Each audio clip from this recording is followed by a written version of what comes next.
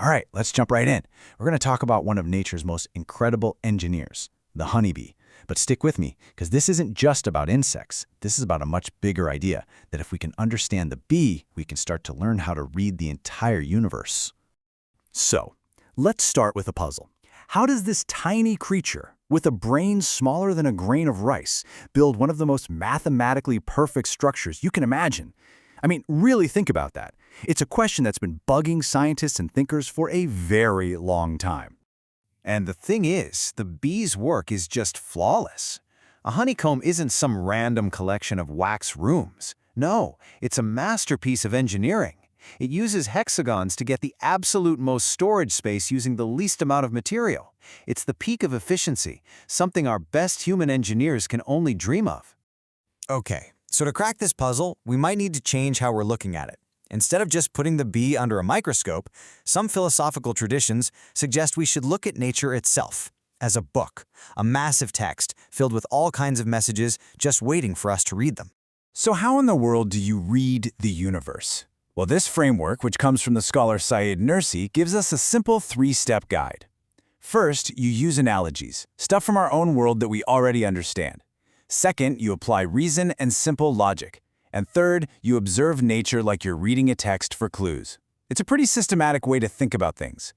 And this right here is the heart of it. If the universe is a book, then everything in it, a star, a bee, a drop of rain, is like a letter or word. It's not just there for no reason. It means something. It's pointing to something way beyond itself. Okay, so let's apply this to our bee. Why the hexagon? Well, think about it. If bees use circles, you'd have all these weird, useless gaps. Squares, they're just not as strong.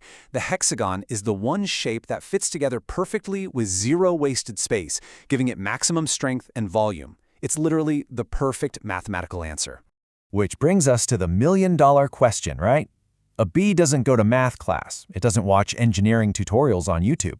And yet, it pulls off this flawless design every single time. So, where does it get that knowledge from? The Quran actually has a specific word for this, wahi. It translates to something like a divine inspiration or a revelation. A really cool modern way to think about it is like a pre-installed biological algorithm. The bee isn't solving the problem. It's just running a perfect piece of code that was programmed into its nature from the start. This leads to a pretty mind-blown conclusion. The bee isn't the genius here. It's more like the messenger. I love how Nuji puts it. It's not the artist, but an officer of the artist. The bee is just the tool, flawlessly carrying out a blueprint it didn't design. And that kind of makes you shift your focus from the bee to the source of that blueprint. Now, let's use that first tool from our framework, analogy. So picture this. You walk into a massive, fully automated factory. Robots are building things, conveyor belts are moving in perfect sync. The whole place is running with insane precision. But there's not a single person in sight. What would you think? Would you honestly assume that this entire complex, coordinated system just appeared by itself? That the robots, the software, the whole assembly line just popped into existence by random chance? Of course not. Your own common sense tells you that's impossible. Let's break it down. A factory has coordinated machinery. It produces products, and we know its source is an engineer. The universe, in a similar way, has coordinated laws of physics, and it produces things like life, planets, and stars. The logic kind of nudges you to fill in that blank, doesn't it? And this idea goes way beyond just the bee. In fact, the chapter in the Quran called The Bee points to all sorts of other outputs from this universe factory. Honey, milk, fruits, rain, you name it.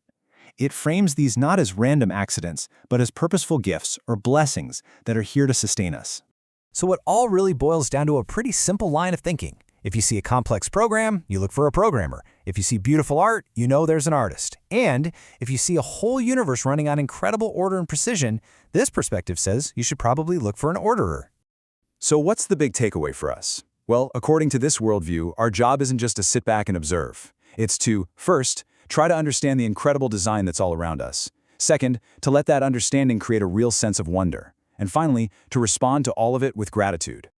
Which leaves us with one last thought to chew on. We started with a tiny bee, building a honeycomb, and we ended with the entire universe as a book. So, if all of nature, From the smallest atom to the biggest galaxy is sending a message.